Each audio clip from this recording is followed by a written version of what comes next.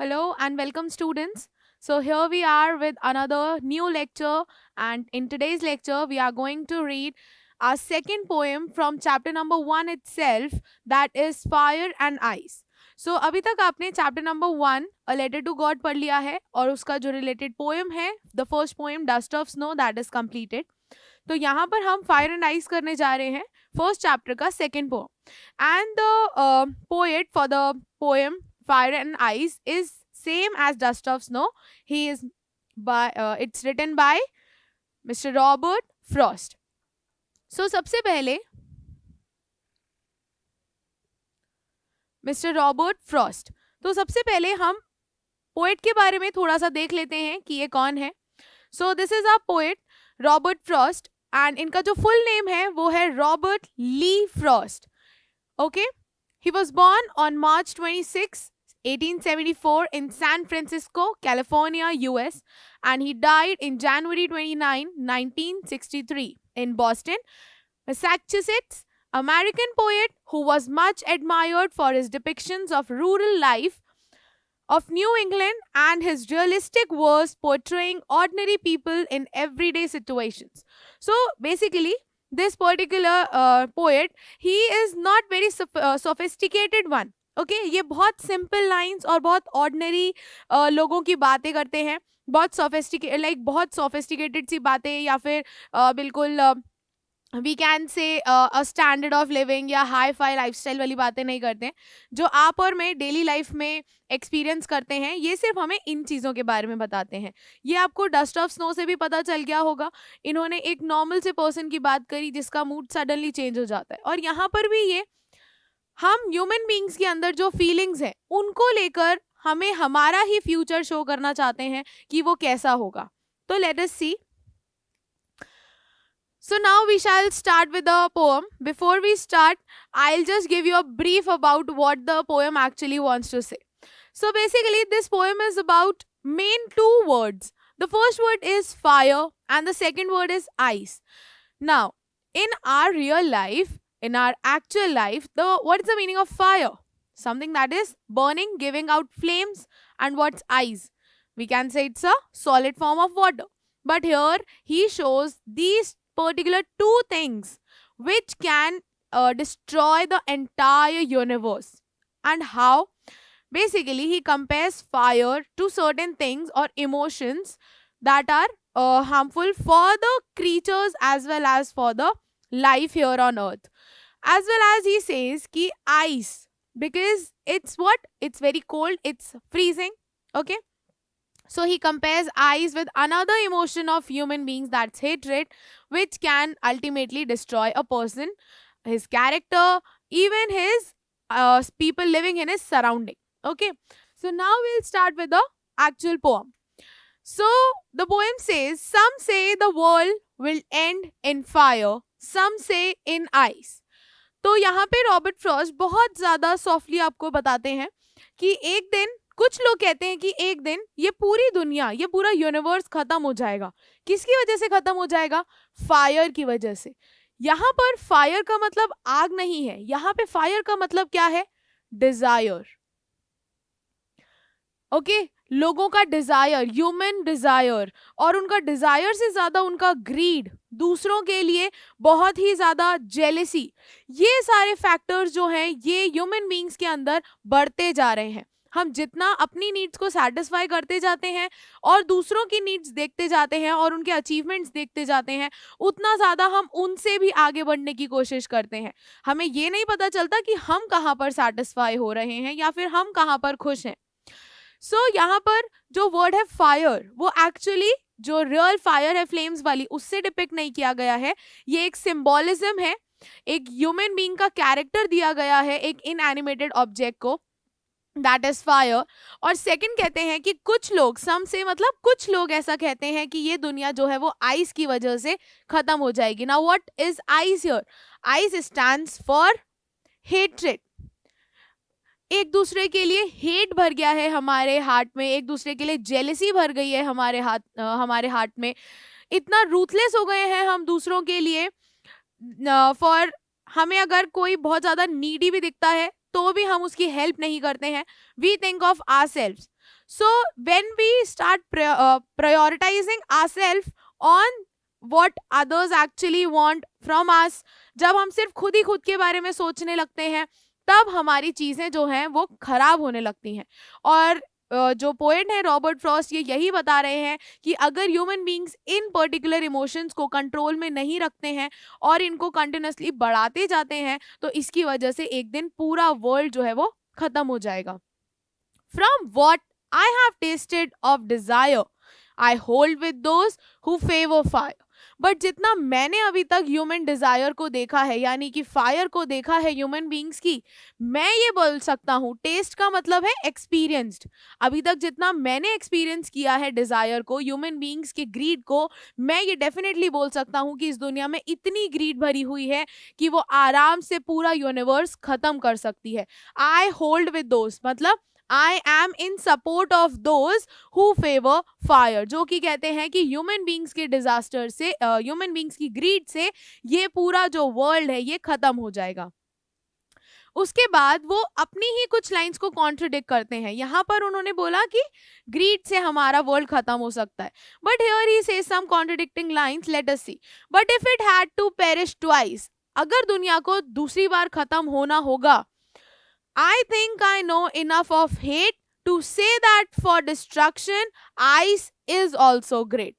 तो मैं अपने व्यूज को चेंज करके थोड़ा सा रीथिंक करते हैं यहाँ पे पोएट, और फिर वापस से सोच कर क्या बोलते हैं कि मैं इतनी हेट तो इस दुनिया में जानता हूँ, इतनी रूथलेसनेस इस दुनिया की जानता हूँ, इतनी जेलसी एक दूसरे इस दुनिया की जानता हूँ कि अगर ऐसा बोलना हो कि डिस्ट्रक्शन के लिए हमें कुछ चाहिए, तो आइस भी बहुत ज्यादा है, बहुत अच्छी है यहाँ पर, एंड वुड सफाइस. मतलब सफाइस का मतलब सफिशिएंट है, इतनी है, इनफ है कि हम कितना भी इस दुनिया को रोकने की कोशिश कर लें, बचाने की कोशिश कर लें, वो नहीं बचेगी. अगर सभी के दिल में जो है हेट्रेट आ गया, सभी के हार्ट जो है वो बिल्कुल फ्रोजन हो गए हैं, एक दूसरे के लिए कोई इमोशन, कोई अट्रैक्शन, कोई लव केयर शो नहीं कर रहे हैं, सिर्फ अपने बारे में सोच रहे हैं, तो इतना ज़्यादा इनफ हो जाएगा हेट एक दूसरे से हमें कि ये पूरी दुनिया ख़त्म करने के लिए वो काफ़ी है. So here there is a glossary. So perish here, the word perish here means to die. Basically die stands here for destruction, खत्म होना होगा अगर पूरा. And suffice means to be sufficient, मतलब इतना ज़्यादा enough है कि पूरी दुनिया को hatred खत्म कर सकती है. तो यहाँ पर वो फर्स्ट स्टैंजा में आपको, फर्स्ट वाले स्टैंजा में तो बच्चों वो आपको बता रहे हैं कि हमें इतना ज़्यादा ह्यूमन डिजायर या फिर हम बोले ग्रीड एक दूसरे के मतलब जेलसी एक दूसरे से देखकर बढ़ानी नहीं चाहिए, इतना ज़्यादा इनटॉलरेंट बिहेवियर नहीं कर लेना चाहिए अपना, कि किसी भी पर्सन को जब हम देखें तो हमें सिर्फ और सिर्फ उसकी अचीवमेंट से जेलसी हो, ना कि उसकी अचीवमेंट्स पे प्राउड हो.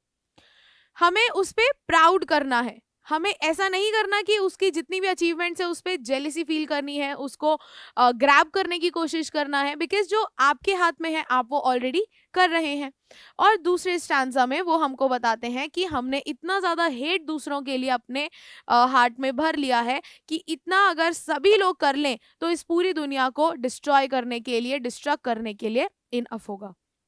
So this was a very short and sweet poem by Robert Frost, जिससे वो ये बताना चाहते हैं कि अगर हमारा वर्ल्ड ख़त्म होता है, अगर वो ह्यूमन बींग्स की वजह से होता है, तो वो हमारे इमोशंस ही हैं जिसकी वजह से पूरा जो वर्ल्ड है, पूरा जो यूनिवर्स है वो ख़त्म हो सकता है. Now let us see a brief summary of the poem. Fire and ice is a symbolic poem. This is important कि ये एक सिंबॉलिक पोएम है. सिंबॉलिक का मतलब क्या होता है?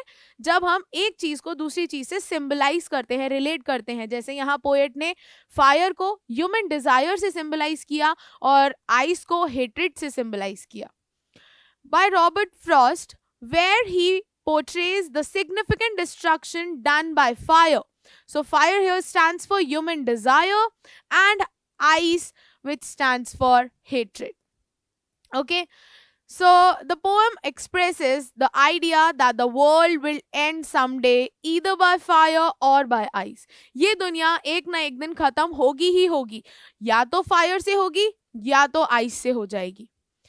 The poet compares fire with desire, greed and lust. तो हमारे जो पोएट हैं वो बोलते हैं कि भाई जितना ज़्यादा डिज़ायर ह्यूमन बींग्स में आ गया है चीज़ों को पाने का, उनको कैप्चर करने का, अचीव नहीं करना है, उनको कैप्चर करना है, ऐसा बहुत जल्दी पूरी दुनिया को डिस्ट्रॉय कर सकता है. देन द पोएट रीथिंक्स, उसके बाद पोएट थोड़ा सा और सोचते हैं अगेन एंड इमेजिन्स, और फिर सोचते हैं if the world has to die twice, अगर इस दुनिया को 2 बार खत्म होना होगा, then ice has the capability similar to fire to destroy the whole world. Ice में भी उतनी ही कैपेबिलिटी है जितनी कि फायर में है पूरी दुनिया को डिस्ट्रॉय करने के लिए. He compares ice with hatred and ruthlessness. वो आइस को कंपेयर करते हैं हेट्रेड से और बिल्कुल रूथलेसनेस से. जब हम दूसरों के लिए बिल्कुल क्रूअल हो जाते हैं, उनके लिए सिर्फ बुरा सोचते हैं, बहुत ज़्यादा अपनी लाइफ को लेकर पेसिमिस्ट हो जाते हैं, और अगर कोई पर्सन पेसिमिस्ट है तो हेट्रेड उसके हार्ट में भरना बहुत ही ज़्यादा कॉमन चीज़ होगी.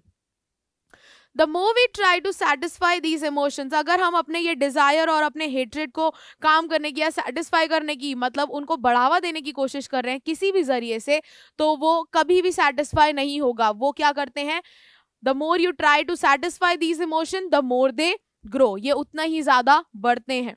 There is no end to such emotions, और इसीलिए कहते हैं कि इन जैसे इमोशंस का कोई भी एंड नहीं होता है. Okay, now he discusses these 2 possibilities which will be the reason for the end of the world. ये वो 2 possibilities बताते हैं. सबसे पहला वो बताते हैं कि फायर से दुनिया खत्म हो जाएगी, लेकिन फिर वो वापस से थोड़ा सा अपने ही वर्ड्स को रीथिंक करते हैं और वो बोलते हैं कि आइस, अगर दूसरी बार दुनिया को मरना होगा तो वो आइस से भी दुनिया खत्म हो सकती है. One such possibility is the world ending in the flames of fire. सबसे पहला है flames of fire में जल जाना.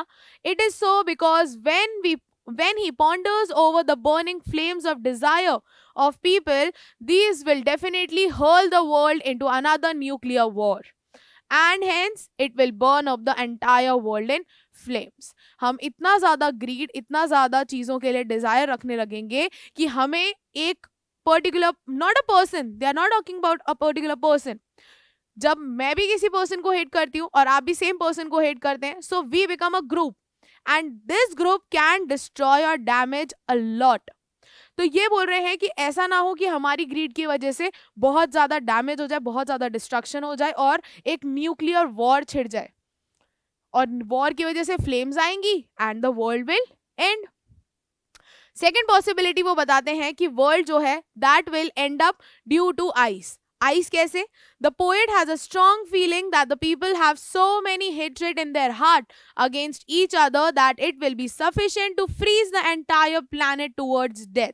हम इतना ज्यादा हेट अपने दिल में भर लेंगे कि पूरा जो प्लैनेट है it will B Frozen two death. हम लोग अपने हार्ट को इतना ज्यादा, whenever we say ना you have a cold heart, that means, और a frozen heart, that means आपका जो दिल है वो पत्थर का बना है, आपको फीलिंग्स नहीं आती है दूसरों के लिए. आप किसी का भी कोई भी अगर वो प्रॉब्लम में है, किसी की भी मिजरी आपको दिख नहीं रही है, तो आप you are called, you are a frozen heart. Okay, so the fire due to evil desires and eyes of the wicked hatred are the 2 opposite opinions enough to destroy the world. तो सबसे पहले वो क्या बता रहे हैं, fire जो है वो evil desires, जो ह्यूमन बींग्स के अंदर के evil बुरे बुरे desires हैं उसकी वजह से, और सेकंड जो है wicked hatred, wicked का मतलब ही evil ही होता है, बुरा, bad, hatred जो है उसकी वजह से एंड हो जाएगा हमारा अर्थ. और ये 2 ओपिनियंस पोएट इस पोएम में देते हैं वर्ल्ड के खत्म होने के 2 रीजंस वो हमको देते हैं. आगे हम बढ़ेंगे तो हम पोएम की राइम स्कीम देखेंगे बच्चों. तो राइम स्कीम हम पहले देख लेते हैं कि कैसे बनती है. तो जैसे आप बचपन में ट्विंकल ट्विंकल लिटिल स्टार वाली पोएम पढ़ते थे, तो हम राइम स्कीम कैसे बनाते हैं, हम हर एक पर्टिकुलर लाइन का लास्ट वर्ड चेक करते हैं क्या वो राइम हो रहा है नेक्स्ट लाइन के लास्ट वर्ड से. जैसे Some say the world will end in fire. अब ये फायर है, आयर का साउंड आ रहा है लास्ट में, तो I'll give it a letter A. उसके बाद some say in ice, but ice and fire तो सेम राइम नहीं कर रहे हैं, so I'll give it B. From what I have tasted of desire, yes, fire and desire. So again, I hold with those who favor fire. So fire is repeated here. So the rhyme scheme would be A B A A for the first stanza. Next वाले की but if we had it had to perish twice, अगर perish 2 बार होना होता अर्थ को, twice को हम दे देते हैं क्या, सी. बट इफ और we can give B because यहाँ पर हमने बी लिखा हुआ है, तो हम नेक्स्ट स्टैंजा को नेक्स्ट अल्फाबेट से स्टार्ट कर लेते हैं. But if it had to perish twice, क्यों बोला हब ट्वाइस, क्योंकि ये आइस से राइम हो रहा है इसीलिए. ठीक है, नेक्स्ट स्टैंजा को हम बी से डिनोट स्टार्ट कर रहे हैं क्योंकि वो आइस से राइम कर रहा है. आई think I know enough of hate. अब हेट किसी से भी राइम नहीं कर रहा है, फायर से भी और आइस से भी. So it's C. To say that for destruction, ice, twice, ice, again B. Is also great. Hate, great, C. And would suffice. Twice, ice, suffice. Again B. So the next stanza would rhyme like B, C, B, C, B. B, C, B, C, B. Okay?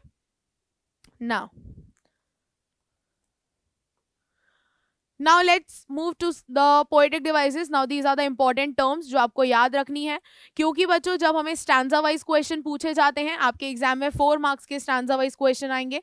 आपको एक particular stanza दे दिया जाएगा और उस words को आपको बताना पड़ेगा.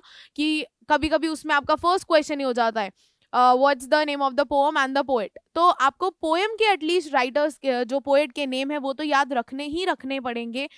और स्टैंजा वाइज आपको ये तो पता ही चल जाएगा कि ये वाला स्टैंजा कौन सी पोएम से है. So that would not be a problem. But poet के नेम आपको याद रखने हैं सारी पोएम्स के. सो यहाँ पर हम पोएटिक डिवाइसेस देख लेते हैं जो बहुत ज़्यादा इंपॉर्टेंट टर्म्स होते हैं.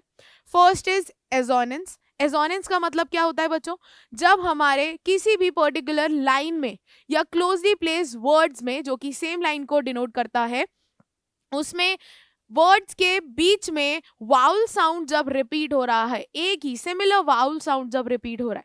Assonance is the repetition of the vowel sound in the same line such as long sound of O in I hold with those who favour fire. Favour का O इसलिए नहीं लिया क्योंकि वहां पर अ का साउंड आ रहा है, फेवर वर, इसीलिए. तो होल्ड विद दोज हु, यहां पर हमें ओ का रिपीटेड साउंड आ रहा है. Then alliteration. Alliteration is the repetition of the consonant sound in the same line. Okay. Assonance जो है वो आपको center of the words में बताएगा कि कोई word repeat हो रहा है. Alliteration is in the beginning. Repetition of the consonant sound in the same line in the beginning. Words के beginning में ही same sound होना चाहिए. जैसे sound of F. Favor, fire. Okay और उसके बाद अगर हम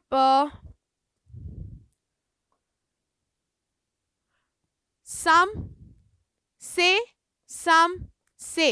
this is also alliteration. I'll just make it clear enough. यहां पर सम, just a second, yes, सम से, then again सम से. ओके यहाँ पर क्लोजली प्लेस वर्ड्स के बीच में आपको क्या करना है, क्लोजली प्लेस वर्ड्स के बीच में जो सेम इनिशियल साउंड है, लेटर नहीं बोला मैंने, साउंड बोला, तो सम का साउंड भी स से हो रहा है और से का भी स से हो रहा है, तो सेम साउंड जब इनिशियल में रिपीट हो रहा है, that is alliteration. So this is one. Then next line में भी सेम है, वर्ल्ड, विल, व साउंड रिपीट हो रहा है कॉन्टिन्यूसली. उसके बाद favour, fire. Okay, I hold with those who favor fire.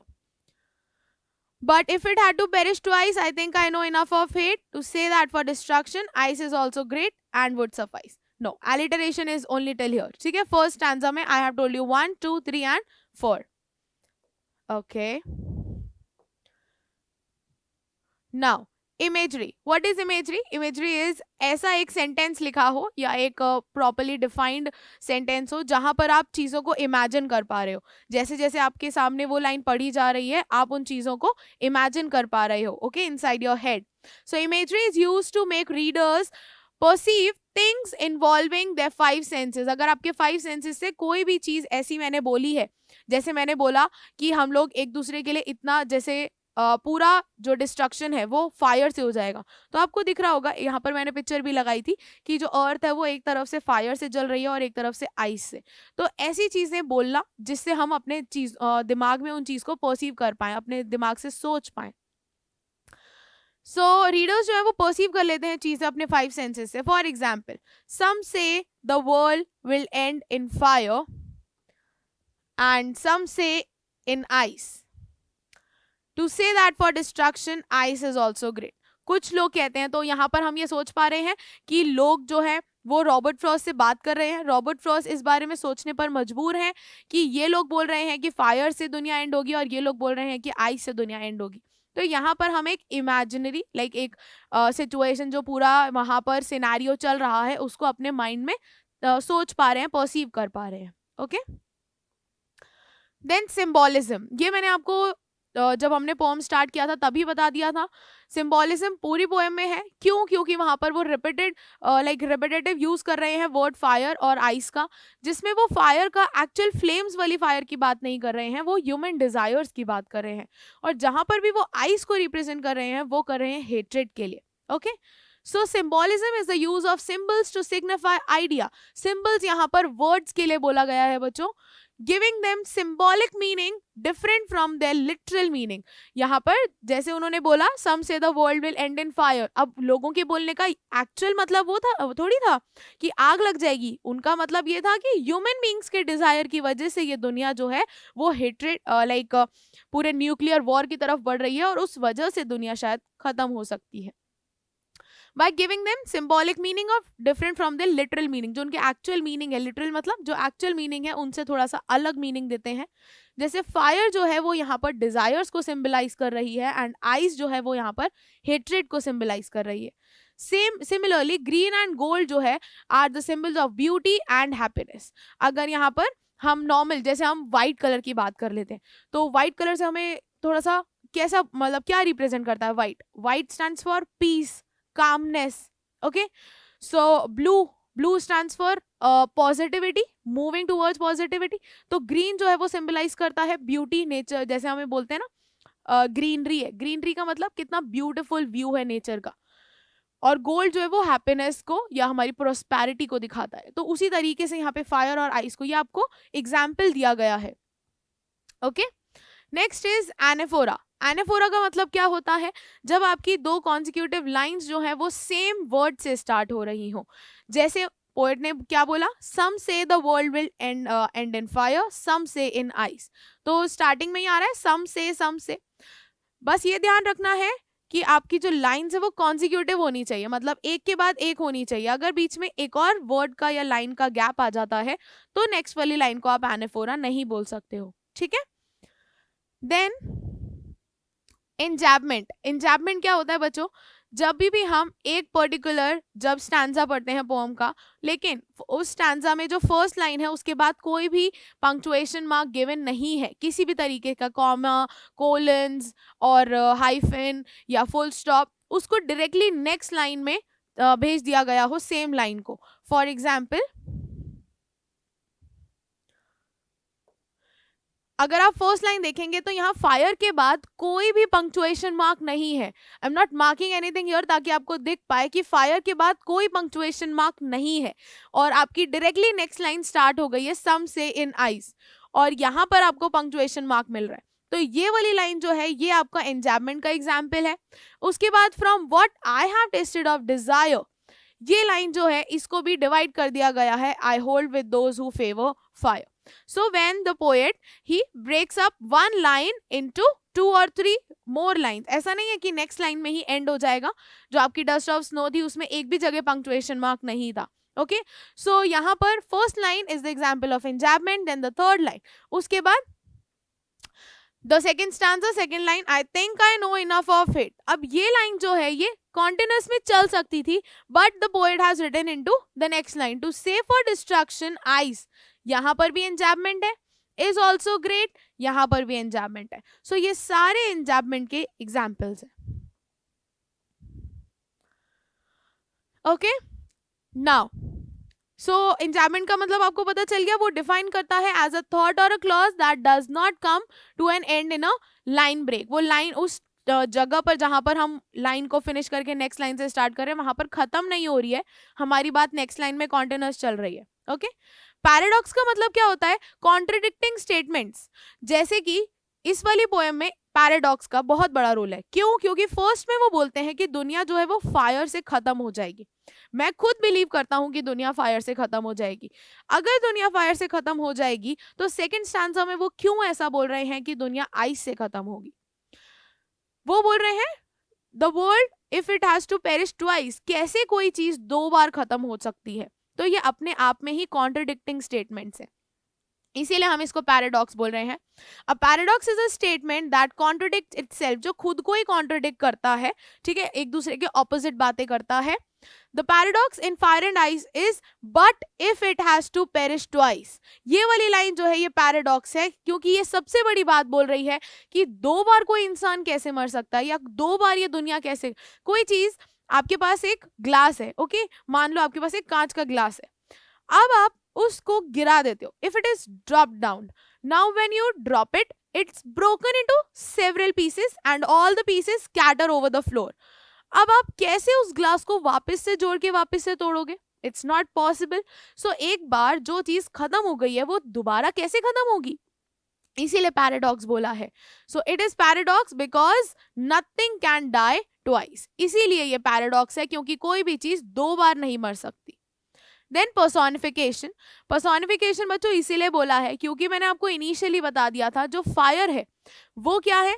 वो एक ह्यूमन डिजायर की बात कर रहा है, और आइस जो है वो हेट्रेड है। यानी कि जो हमारी क्वालिटीज हैं, जो हमारी क्वालिटीज हैं, ह्यूमन क्वालिटीज जो हैं, ह्यूमन बींग्स का डिजायर, ह्यूमन बींग्स का हेट्रेड, इनको इनएनिमेटेड ऑब्जेक्ट से बताया गया है, ठीक है, जो कि है फायर और आइस। ठीक है, फायर का खुद का कोई डिजायर नहीं होता, ह्यूमन बीइंग की क्वालिटी फायर को दे दी गई है कि ये डिपिक्ट करता है। और आइस के अंदर अपने आप के लिए कोई इमोशन नहीं होता, हमने उसको इमोशन दे दिया है कि आइस जो है वो ह्यूमन बीइंग्स के हेट्रेड के लिए खड़ा होता है, उसको सिंबलाइज करता है।